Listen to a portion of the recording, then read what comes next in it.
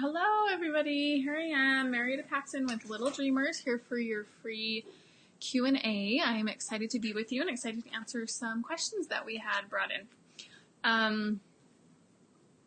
Okay, so, just want to make sure, looking over here at comments. Can I push this button? I don't know. Oh, there we go. Okay, perfect. Okay, sorry, technical difficulty here. Okay, so first off, I just wanted to, I have a couple announcements. So you may have seen recently, I have a segment that just came out with Studio 5 on sickness and health. So we have how to deal with sleep when your child's sick, right? I can't tell you how many phone calls I get where parents are telling me my child was sleeping great, and then we got sick, and now we're in this awful situation, and now I have to re-sleep train. Often spending, money to purchase help so that they can get their child sleeping how they used to be. And so I wanted to just put this out there so that parents can have the help that they need to prevent themselves from getting into that situation. So hopefully you all saw that. If you didn't get that and you want it, subscribe to my page so you can get those videos and special highlights sent right to you. Subscribe to my Facebook page. So that's an awesome one. And then also on Sunday, the Mom Show aired a segment entirely on toddler sleep issues. And so that is an hour long of just good information about different toddler sleep obstacles and how to deal with them and why they happen. And so that's super, super great too. And I think I posted the link to that in my feed. You can go back and find it, but you can also find it on any iTunes or podcasts, like anywhere where you listen to podcasts, and just look for the Mom Show on KSL and it'll pull it up and you can listen to it there. It's also on the KSL app. So lots of good information coming out to help you guys sleep. That's completely free. So make sure to check it out, share it with your friends, good resources we can all use. So, just also wanted to give you a forewarning that next week I will not be doing a live Q&A. I will be out of town and not participating. So I will be back the next week after that. I think it's the 6th of February that I'll be doing another Q&A, and we'll just keep them going every week so we can answer your questions. So please like this video, give me a heart or a like or a hello if you're here. I love to know who's watching so that I can know that you're here when I get to your question and kind of help answer it that way. So, and please share this resource for other moms that are sleep deprived and need some sleep. It's just free help to help moms. I like to think of this as like my mom sleep community. Let's help each other because without sleep, everything falls apart, as many of you know. So thanks so much for the support, and let's just jump in and get started. Okay, so my first question comes from Jenna Reiser. And I see that Ariana is here, and I believe I have a question from you, Ariana, and if I don't, then it must have been from last week.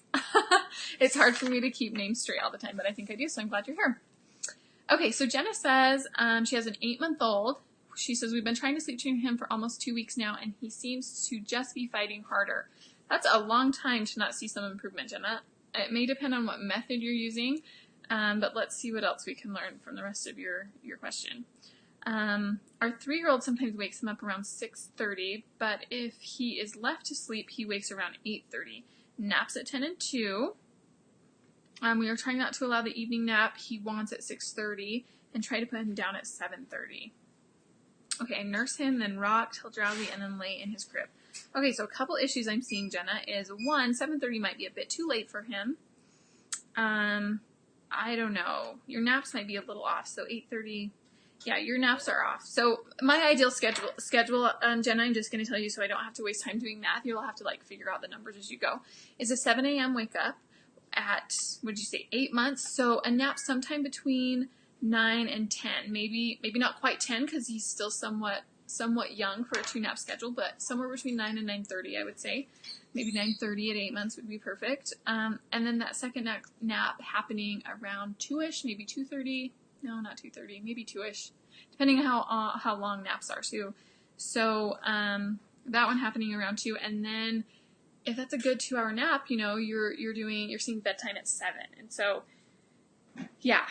Okay, so that's what the schedule looks like. You have a different wake up time, but do the math and see if that kind of fits into what you're dealing with. The second thing is I nurse him and rock till drowsy. So if we really want to sleep train, we want to lay him down alert and awake. And part of the reason that he may be fighting harder is, one, because his schedule may not be super awesome for him, so he may be a bit overtired, and then two, because if we're laying him down drowsy, he's not actually learning how to self-soothe. He's just learning how to fall asleep once he's already been soothed.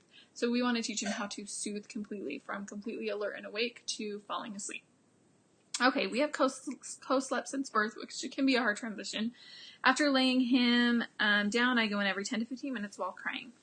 I have stretched to 20-30, but he just gets hysterical. Are you saying he gets hysterical like if you wait longer to go in? Or that when you go check on him, he gets hysterical? And I don't know if Jen is here, so she may not be able to answer me. I'm fine co-sleeping, but just really want him to fall asleep at night for a few hours on his own so I can have hubby time. What am I doing wrong? Okay, so we kind of went over a few things that I would change. Sometimes you totally can get your kid to fall asleep on their own, and then when they wake up, you can pull them into bed and co-sleep the rest of the night. Some kids have a really, really hard time with that. And if they're getting it sometimes, then they want it all the time, and it can be really hard for them to fall asleep on their own. I don't know for sure, but that's just something to consider, because usually by 2 weeks, you kind of know that it's working, you're seeing results, and so there's a couple things that I've already mentioned that you might want to think about, but that's where I would go with that. So I'm not sure if you'll get your dream world of co-sleeping and him being able to fall asleep on his own, but maybe if you fix those things and keep trying. Okay, Krista Blackburn.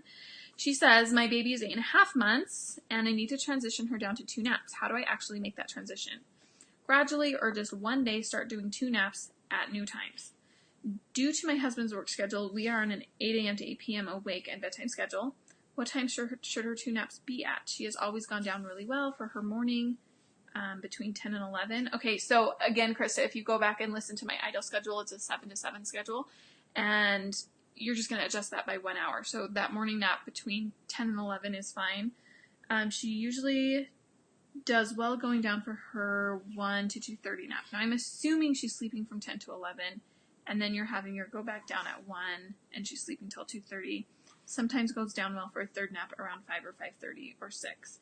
And she's been waking frequently at night instead of just her 2 a.m. feed. She has lately been demanding. Okay, yeah, so it does sound like she needs to switch. We're seeing early mornings, a feed. Okay, so what I would do is, if you're doing, I just do a little bit later, like maybe do like a half an hour later for each nap, and then just get that 3rd nap, and then you'd compensate with like an early bedtime. So try like an 8 a.m. wake up with a 10:30 nap, and then you said she's going down, if that first nap is only an hour, so to 11:30, and then 1:30, 2:30, maybe try a nap at like 3. That's an hour and a half. It's like to 4:30, and then bedtime at like 7:30. That's what I would try. And I would 30 minutes isn't super long, so that's what I would do. Okay, let's go to Shauna Eskelson. And time. Thanks, guys. And I see Jenna is here. Okay, Jenna, hopefully you heard my answer to your question. Hopefully you didn't just tune in. If not, you can go back and watch it after anyways. But I'm glad you're here. Okay, Shauna says, I have a 6-month-old boy. He naps around 11 for 30 minutes from 2 to 3, and then from 5 to 5:30 approximately. For bedtime, I give him a bath at 8:15 and a bottle. He falls asleep on his own in the crib. At night, he wakes up around 12, 3:30, 5:30, and 7:30 every 2 to 3 hours and wants a bottle. So I feed him, and he drinks the whole 6 to 8 ounces. And then he's up for the day around 8:30. Okay. I'm just doing some math. He wakes up at 8:30, so you have 9:30, 10:30. 2.5 hours. 2.5 hours at 6 months is fairly long for that first wake period. So if he's up at 8:30, I would say closer to 2 hours is better. So I'd start putting him down at 10:30 for his morning nap. I don't even know if that's your question, but that's the first thing that I would change. I try to let him cry it out during the night, but he won't stop, so I end up giving him a bottle and he goes back to sleep. Any advice to help him put himself to sleep during the night would be very much appreciated. Okay, so my question for you, Shauna, is what does cried out look like? You know, how long do you let them cry? Because sometimes when we let them cry for an hour, I don't know how long, and then we give them a bottle, what we're teaching them is, if you cry long enough, then I'll just give you a bottle. And so we're kind of setting ourselves up we have to let them cry even longer than that if we want to take away the bottle situation. The other thing that's going on here, Shauna, is that he's getting a lot of calories. I don't know how he eats during the day, but if I had to guess, I would say probably not very well, because he's so used to getting so many calories at night. And so it's going to be rough for him, like, to not eat at night because he really is hungry. And so stretching those out, you know, anything we can do, whether that's stretching that out, decreasing the amount that we're giving him, we have to shift how much he's eating at night to how much he's eating during the day. We have to shift that so he's getting his calories during the day instead of at night. The other thing, you say he's falling asleep on his own. How do you say that? Give him a bath and a bottle. He falls asleep on his own in the crib. I still wonder, and you can go back and watch Jenna's question earlier at about 3 minutes, but if he's being laid down drowsy, okay, if that bottle is too close to bedtime, then he may not be sleep trained, and he may need that bottle every time he wakes or transitions from a sleep cycle in the middle of the night. So that's what I would look at doing. Okay, let's go ahead and jump down. Where'd my time go, guys? Oh, there it is. Okay, let's jump down to Amanda. And I've got to hurry so we have enough time to get through all these questions. Okay, Amanda says, my sweet baby girl wakes around 6:30. Amanda, are you here? How old is your baby? I don't think you tell me. I don't have it written here unless you tell me later. Okay, so she wakes around 6:30, has a bottle, and plays for about an hour, then lays down for a 60 to 90 minute nap. How old is she? Sometimes it will be 2 hours. When she wakes up, we play for an hour and a half, and then she eats food of some sort. After about 20 minutes, from completing her food, she has another bottle, then lays down for her afternoon nap. It lasts 90 minutes or 2 hours. 90 minutes to 2 hours. She wakes up, and we play for a little bit, and then she has her 2:30 bottle. After that, she lays down for an hour to 90 minute nap, wakes up and plays, then has dinner around 5:45, bottle 6:45, then bedtime routine. Okay, so she's on a 3-nap schedule. I don't know how old she is. Book, diaper, change, PJs. Okay, no comment yet from her. PJs, present sleep. The problem is she's still in a halo sleep sack. We cannot get her to go to sleep without it, but she's now figured out how to escape and wakes up and plays Christ Talks. We tried to figure out how to dump the sleep sack, but she'll struggle to fall asleep initially. She is swaddled for naps as well, but generally doesn't escape during the nap time. We set the scene for bedtime with a sound machine, nightlight, diffuser, mobile. The issue is the going in to strap her back in, put her passy in, and leave is not that she won't go back to sleep or that we are up for hours. It's just taxing to get up 4 to 8 times a night. Yes. Okay, so one, Amanda, sounds like she has a ton of daytime sleep. Like too much. And so I wonder if that's contributing to nighttime sleep. Maybe not. But if she's taking like 2 2-hour naps and another nap for an hour, I mean, that's 5 hours of daytime sleep, and that's a lot of sleep for a baby. Again, I don't know how old she is. Secondly, if she has a pacifier and she has the swaddle, then she hasn't been sleep trained. Even if she's like falling asleep with those 2 things and you're able to leave the room, she's still not sleep trained because she needs those things to sleep, which you know because she's coming out of it and then she's not able to sleep. So here's the deal. We have to sleep train her. And so, yes, taking her out of the swaddle. Now, if you want to go transition just for the swaddle, I just do a Merlin sleep sack, and then she might be able to do it on her own, but I'd also take away the binky because it's not helping her. It's just going to keep her waking, and it's probably just going to get worse. And Amanda, this would be a great example of someone who needs to sleep train, and the option would be to get one of my sleep training packages, which range in price from $189 up to $650. So it totally depends on how much help you want, how much intervention, but just to have those guidelines and help and someone to ask questions to, and the support is huge. My clients love it, you guys. I can't tell you how much I love working with my clients, and they love it. Like, they love it. Anyways, go read some of my reviews. It's funny, on my website or on my Facebook, I have a bunch of reviews, and they're all sleep clients that I've worked with, except for 2 that I've never actually worked with them. I don't know who they are. They rated me like a 1 or something. I'm like wondering if it was just an accident. I don't know, but everyone that's worked with me, ever rated me, has given me 5 stars. I've loved working with all of my clients. It's been awesome. So if you're a past client, I love you. Okay, Jennifer says we'll be available later. I totally forgot. Oh, that's fine, Jennifer. You can watch it whenever you want. Come back and watch it. Okay, so let's go to Mary Fulton. She has an 8-month-old, and we will just keep moving on so we can get through these questions. Mary says, he goes to sleep really well. Around 7 p.m. we feed him and lay him awake in bed, and he goes to sleep. Again, he could still have an association with feeding, because it sounds like if he's feeding and being laid down right away, there could still be an association. I don't know. He used to sleep until about 5 a.m., then eat and go back to sleep, but now he wakes up twice throughout the night and I let him cry for a while. But I'm exhausted, so I get him and feed him, and then he goes back to sleep. Then he wakes up around 7:30 a.m. His first nap is around 9:45 or 10 a.m. till about 11:30. Which, that's pretty good timing, I think. No. 7:30, 8:30, yeah, 9:30. That's pretty good timing. Till about 11:30, 12. And then his second nap is around 2:30 or 3 to 4-ish. Some naps he falls asleep by himself, and others I feed him a bottle, and then when he is finished, I let him fall asleep in my arms and then put him into bed. Okay, Mary, so it sounds like if he's falling asleep in your arms, that he still needs to be sleep trained. So let me explain why that is so important for him to fall asleep 100% on his own. What happens is, well, think about it this way. Like, if you fall asleep in your bed, right, and you, as an adult, we have sleep transitions all throughout the night where we roll over. We don't even realize they happen. We don't even wake up all the time. We roll over, we keep sleeping, right?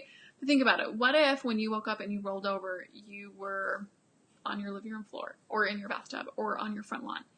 You would wake up completely and say, whoa, what am I doing here? Where's my bed? How did I get here? Right? It would startle you.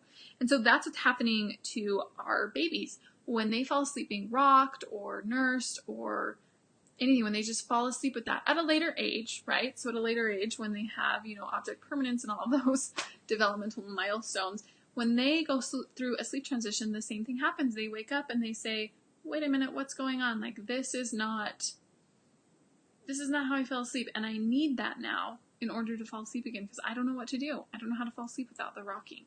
And so sleep training, it's not training your child anything. It's allowing your child the ability to develop, learn the skill of being able to fall asleep so that they can transition through sleep cycles throughout the night. Mary, I'm not sure, when I was reading your schedule, you sleep till 12 and then 2:30. Okay, that's not bad. Yeah, your schedule looks okay. Anyway, so that's what I would suggest. And again, Mary, I have a bunch of different plans for sleep training. It's one of my favorite things to do because I'm such a believer in the skill of sleeping and how that really helps children sleep all through their time. It makes everything easier when they can not only fall asleep but stay asleep and get the sleep that they need. So my silver package that I have for sleep training is $189, and it gives you kind of a general plan, but then some guidance from me with 4 personal phone calls where I'll help guide you and walk you through it. My gold plan is super awesome because you get an hour-long consultation beforehand. Then you get a personalized sleep plan where I write up the sleep plan specifically for you, for your child, for the obstacles that you're facing, for the sleep crutches that they have, for anything that you're dealing with. And then you get 2 weeks of support via text, email, phone call, you name it. I'm there to not only help you with sleep questions, but to emotionally support you going through this, being consistent. It's hard. Like, it's flat out hard. So that's an awesome plan too. So if you're interested in that, let me know. I offer a free 15-minute phone call to help parents decide which package is better for them so that they are making the right purchase. So Lisa Hall, let's go ahead and do you. So Lisa says, my son's due date was October 1st, so he's almost 4 months old. He has been waking up at 6. If I hold him, I can sometimes get him to take an hour nap first thing in the morning and once in the afternoon, but the rest of his naps are 30 to 40 minutes. He eats every 2 to 2.5 hours and is taking 5 naps a day because they are so short. I keep him awake for 1.5 to 1.75 hours after his last nap. Lisa, that's a long time for a 4-month-old. 1 hour and 45 minutes is pretty long for a 4-month-old. That's more of what I'm seeing at 5 months. So I would start putting him to bed a little bit earlier and see if that helps him lengthen out his naps. It may not because he's 4 months. He's going through the 4-month sleep regression, I'm sure. But just FYI. After his last nap, feed him and rock him to sleep. And yes, again, go back starting at minute 14 and listen to the sleep training thing. I don't know I don't know what your question is going to say, but again, here's another example. Rocking him to sleep. So he is going to want that at every transition. He's going to need that for his entire nap in order to be able to take a full nap, which is 1 hour, which is what's happening. She's holding him for 1 hour and he's getting that full nap. For the last 2 weeks, he has been waking every 20 minutes, which is a great sign of the 4-month sleep regression, for 1 to 2 hours before finally going down for the night. He is doing this as I type. Oh, like at night. Like you put him down for bed, he wakes every 20 minutes. Yeah. Is this just a 4-month sleep regression and he's taking longer to get into a deep sleep? Yes, that is a 4-month sleep regression.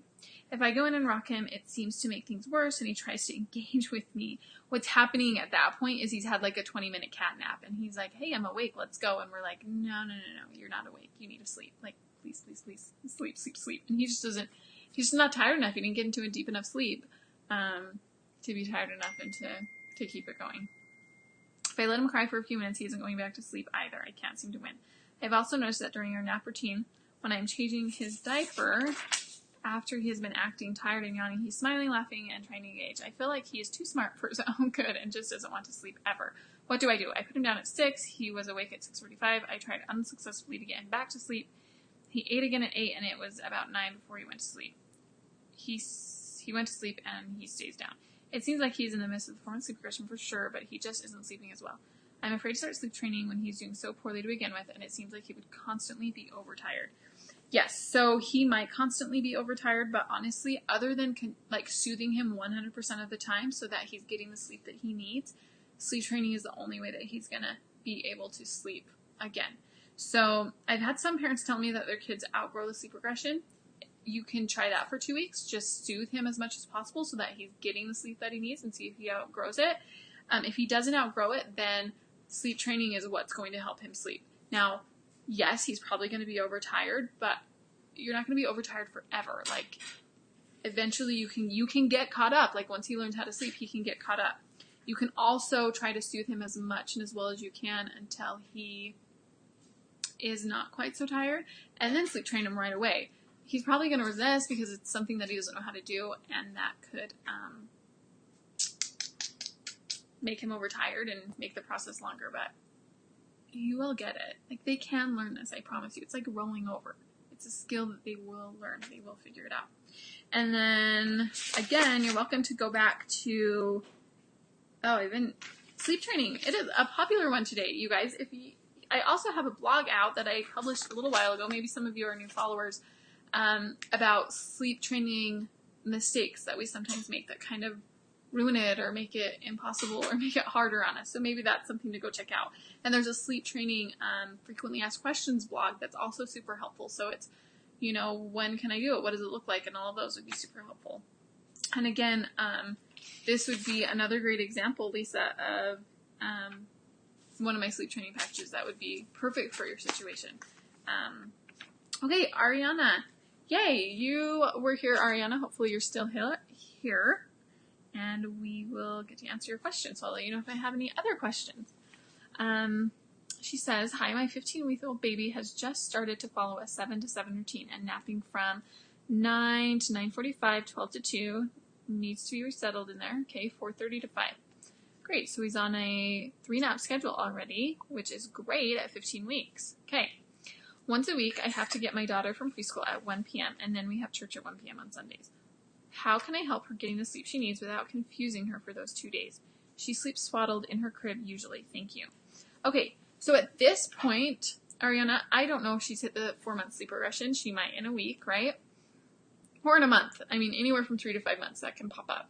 So at this point, because she's still being swaddled, usually they're relatively flexible at this point. And I'm assuming, what day do you pick your daughter up from preschool?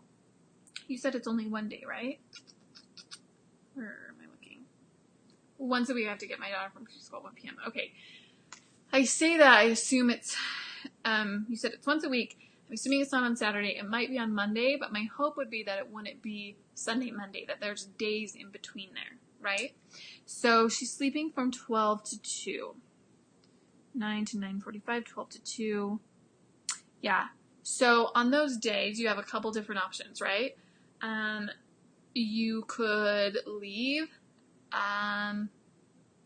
around her nap time, so maybe like a little bit, like 12 or 12:15 or something, and see if she can fall asleep in the car.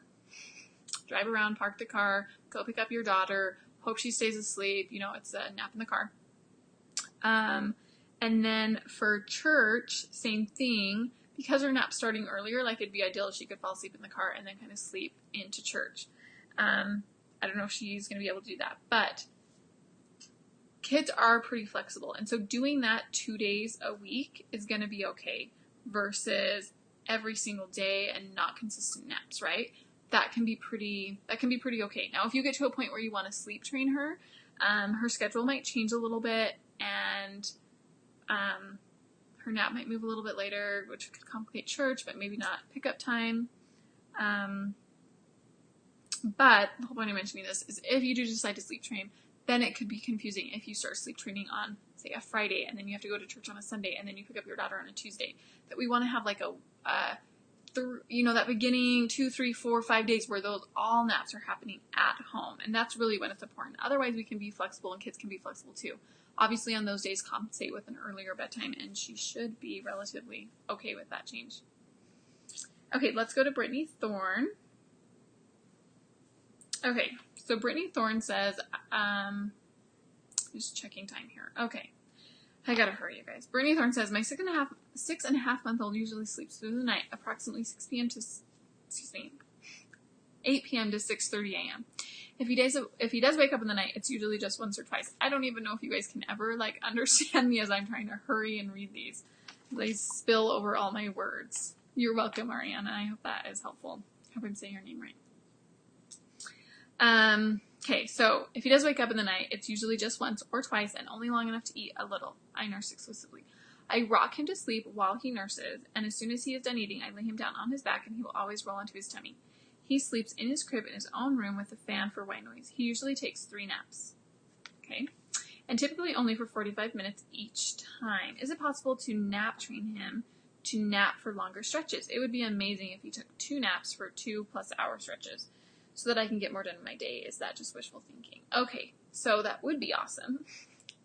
But that would be 4 hours of total daytime sleep, and that's a little too much sleep for daytime, so it would probably not help his nighttime sleep. So I don't know if I'd shoot for 2 naps at 2.5 hours, but what you can try doing, I don't know how he is falling asleep. Again, does he need to be sleep trained for everything? And you're saying, can I just sleep train him for naps? You can definitely try. There's books out there that say that you can sleep train for naps or nighttime, and you can do them separate, and it's different parts of the brains that work with different sleeping, and you can totally try it and see what happens. My personal preference is to sleep train for both of them at the same time, just because I think the consistency helps the child figure out what's going on. So I start at nighttime, and then I do daytime naps following the next day. But if you want to lay him down without a swaddle, without nursing, without a binky, for a nap and see if he can fall asleep on his own, you are welcome to try it and see what he does. The other thing that you could do, I mean, it sounds like, yeah, he's having trouble transitioning from one nap to the next, that 45-minute nap mark. Sorry, not one nap to the next, one sleep cycle to the next sleep cycle. So that's what I would look at is, yes, teaching him to fall asleep 100% on his own, so that when he has that light sleep, he doesn't wake up completely and he can transition to the next sleep cycle. Once he's falling asleep on his own, there are other things you can do, but we have to start there because otherwise it probably won't be helpful. So again, yes, you can try it. My preference is to do night and naps all at the same time. Okay, let's jump over to Caitlin Mortensen, and she says, my 7-month-old goes to bed on his own between 7 and 7:30. He takes 2 to 3 naps during the day for about an hour and a half,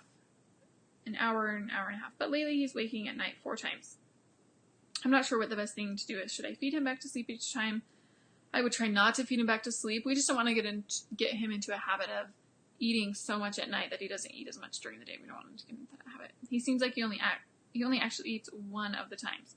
The other times he just wants to suck and he won't take a pacifier. I've let him cry it out for 20 minutes, but he doesn't fall back asleep. So should I be feeding him every wake time? And if not, what are the best ways to help him get back to sleep? Maybe he's teething. I don't know. I'm just tired. He may be ready to go to 2 naps and to be more consistent with that. So if he has a 7 a.m. wake up at 7 months, doing like a nap at like 9:15, and then maybe another nap at like 1:45 or 1:15, 1:30, I don't know, depending on how long his nap is. And then an earlier bedtime might be helpful for him. If he's not sucking, if he's just sucking for comfort, then, and when you say he was down on his own, honestly, I think it's a nap thing. I think he needs to be more consistent with 2 naps, and that's what I would look at working on is his schedule, so that he's getting too much day sleep, possibly. That's my first guess, and so that's missing up nighttime sleep. That's what I would look at, Kaylin. Okay, Tracy Cooper. Oh my gosh, you guys, we're out of time. Okay, let's just do a couple more. Okay. No, we're not out of time. We have a few more minutes. Okay, Tracy Cooper. My 3-week-old sleeps great in a dock and tot during the day. I have to wake him up every 3 hours to eat. Ah, that is great. But at night he fusses, fights being swaddled, and wakes up every 2 to 3 hours. He sleeps in a bassinet in our room. How can I get him to sleep as well as he does during the day?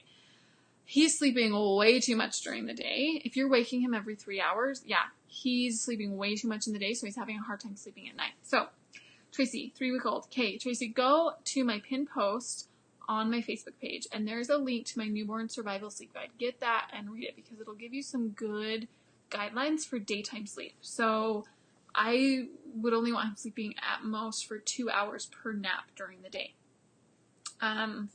There's a couple other things that would probably be helpful. I don't know exactly what those would be because I don't have more information, but go get that and read it. Again, his nap should not be more than 2 hours. And then I wonder about wake times and what those look like, because those can affect nighttime sleep, and I'm not sure. So go get that and see what that is.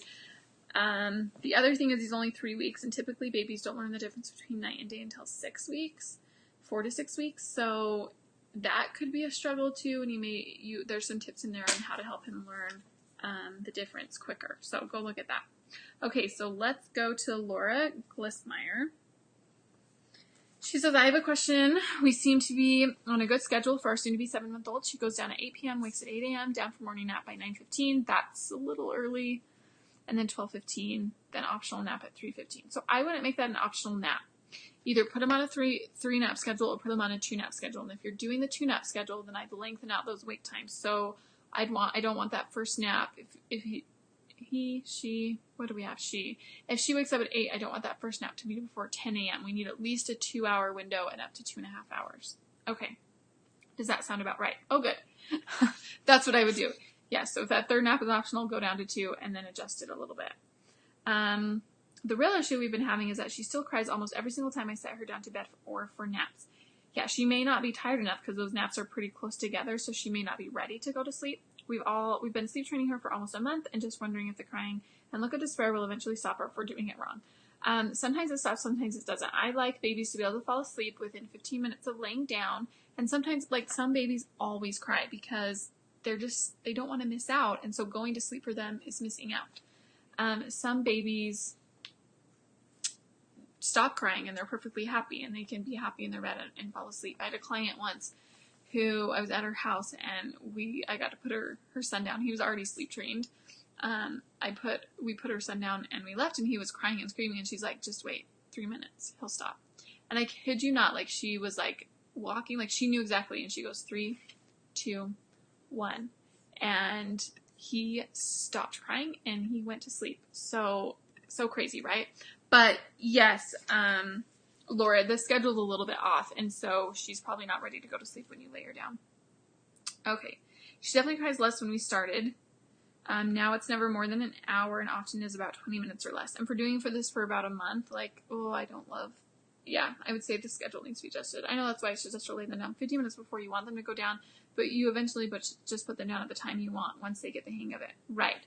So yes, when I sleep train, I put them down 15 minutes early so they can gently fall asleep. When they get the hang of it, you can start to put them down closer to when you want them to take their nap, if they can fall asleep quickly. If it always takes them 15 minutes, then you're always going to put them down 15 minutes early. If it takes them 15 minutes is kind of like my rule. If it's taking them longer than that, I think something else is going on. Okay, so Jennifer, let's get to your question really quick. I am out of time. Okay. My 2-year-old daughter does not take naps in her crib and still wakes up at night. She has mild hearing loss and I don't know. Oh, Jennifer, I remember reading this question. I'm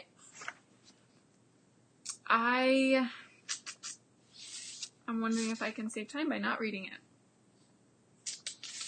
I don't think I can. Let's read it. Okay. She has mild hearing loss, and I don't know if that is a problem or not. I've been trying since she was a couple months old on sleep habits. None have worked. Once we went 9 days without a nap due to me having to get her to sleep in her crib, I gave up. She will cry for over 3 hours with me going in at intervals. She's 2 years old. Okay. With me going in at intervals of 15 to 20 minutes to lay her back down until I have to go and get kids from school. She is the youngest of 4. I also do this at night, and she won't go back to bed unless we sleep next to her on the floor.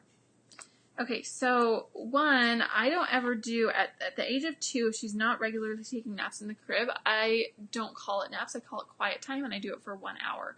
I prefer to leave them in there for 1 hour without doing checks, because my bet is that's riling her up instead of calming her down. And so with naps, it can be really hard to do checks because they're not as tired during the day. At nighttime, checks can help more, but at nap time, it can be really hard. We usually give in because we are so tired. She will only nap in the living room in her rock and play while she falls asleep to the TV. Yeah, so I would just abolish naps, and I would just do quiet time in her crib, and if she falls asleep, great, and if she doesn't, great. I'd give her books to read and see how she does. It works, and it works. And I give up after a week. I think you're saying it doesn't work. I'm trying so we can all have peace. Then I try again, and it's horrible. Okay, so the back and forth of trying and then not trying is telling her that when you try again to just resist for a long time, 9 days even, 10 days, I don't know how long, as long as it takes before things go back to how she likes them to be. So we've kind of trained her. So, I mean, obviously, Jennifer, I'd recommend a, sleep plan, and then when we come up with that sleep plan, we're coming up with sustainable options so that if she never chooses to take a nap again, she never falls asleep for another nap, we can be sustainable with this until quiet time is done with, right? Which at this point in my life, I don't ever see quiet time being done with. So keep that in mind.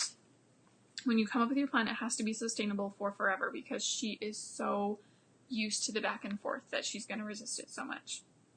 I need her to sleep in her crib so I can get things done. Amen. Plus, she's getting big for the rock and play. Amen. Right now, as I type this, she's been crying for 2.5 hours, checking on her in intervals, and I have to get my kids in 30 minutes. Again, 1 hour is my limit for quiet time. Sometimes I move that up to 1.5, depending on how they're doing, but not always. Please help. She's my 4th. I've never had any kind of trouble with her, with other kids. It might be due to hearing loss. I would definitely, I always tell my clients to get their pediatrician's approval before we sleep change to make sure that they're healthy enough to do it. I assume you're working with your doctors and you've already done that. She turned 2 in December. She might be going through her 2-year-old sleep regression. That's not in her question. That's my own advice. So that's something else that could be making it worse. She usually wakes around 8 a.m. for the day with night wakings, naps in a rock and play around 1 or 2. She goes to bed between 9 and 10 p.m. Okay, that's really late. So at her age, she should be getting 12 hours of sleep and a nap. So if she's not getting 12 hours of sleep, if she's not getting a nap, then I would bump that up to 13 hours of sleep pretty easily. And you say right after this, I know that's late, but my husband works till 9 and I'm the one doing the carpool with soccer, dance, church, etc. It's been hard to do an early bedtime for her when I have to pick up kids at 8 and 9 from their activities. Yeah, if you could get her to take a 2 to 3 hour nap, that'd be great.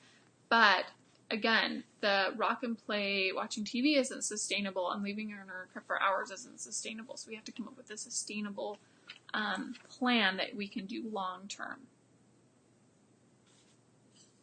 Yeah, doctors don't know very much about sleep. Sorry, I'm just reading Jennifer's thing. She says, I've asked multiple doctors and they don't give me much advice. Doctors don't know a lot about sleep, and they're really hard to network with. So if you know a doctor, if you go see your doctor, tell them about how helpful sleep consultants are so that when people are having problems, they can refer out, that they don't want me to just come in and talk to them. They don't know very much about sleep, Jennifer, and so I'm not asking to get sleep advice from them. I'm asking for my clients to get a health-wise, is it safe to sleep train my child? Sometimes it isn't safe. But if your doctor says, yeah, she can sleep train, it's safe to let her cry for an hour, 2 hours, or 3 hours, right? If it's at nighttime, then yes, we need to be sleep training her. So that's what I mean by check with your doctor. I don't know what to do about the late nights with you picking up kids.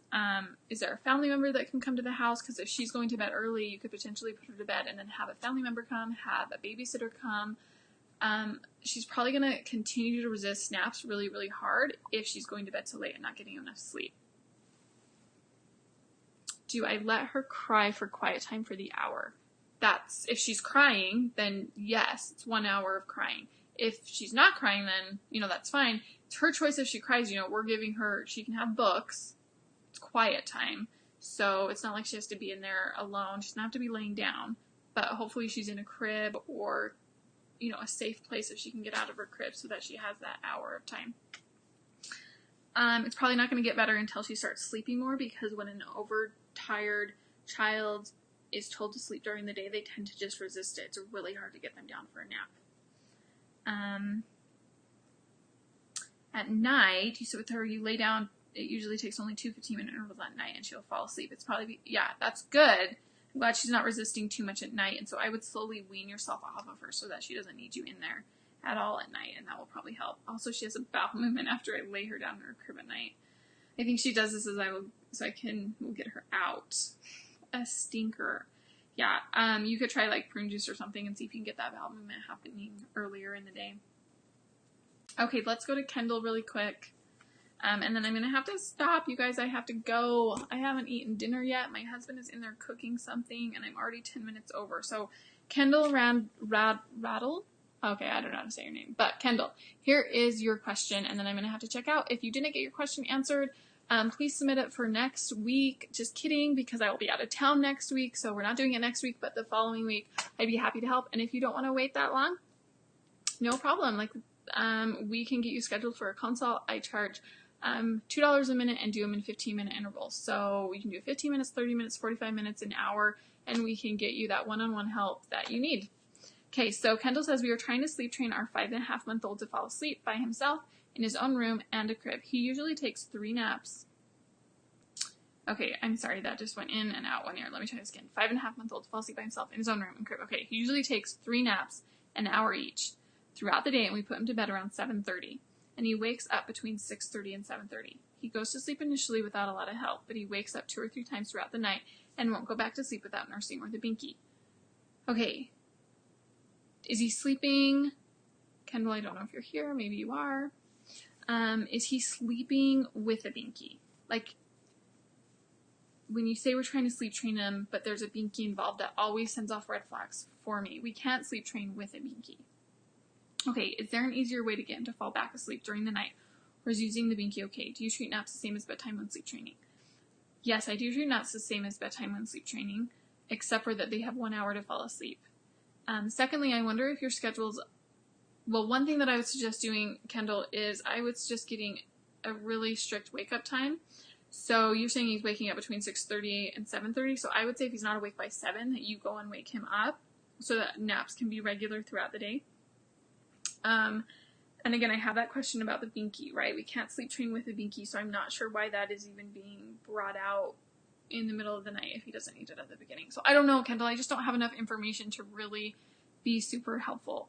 I don't suggest using the binky if you're sleep training. So it wouldn't be good to use and soothe him during the night. So I'm not exactly sure what's going on. Okay, guys, thanks so much. Again, I'm sorry. I wish I could just do this all night, but I can't. I need to go eat dinner. Please submit. You can submit your question again, and we can get to it in 2 weeks. Though I would suggest doing it closer to 2 weeks because things change, and then you may not need that question anymore.